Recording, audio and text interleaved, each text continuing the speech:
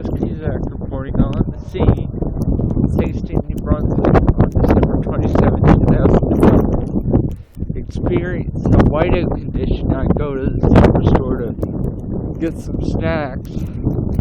Come to find out when you walk there, it blows right in your face.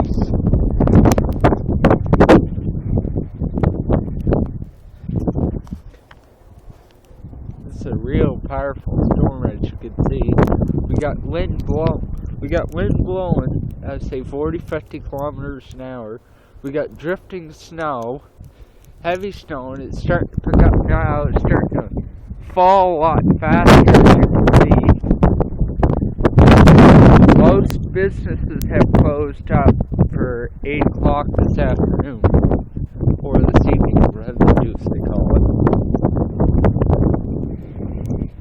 Anyway, this is Nicholas Cusack on the scene, reporting to you, telling you to stay off the road until at least next year. Yes, I did not make a typo. I repeat, stay in your homes as of next year. Because if you hate winter as much as I do, you'll get blown away. Bye. Oh yeah, and don't forget, add me on PlayStation Network. My username is Scary1106. That's SCARY1106. Thank you.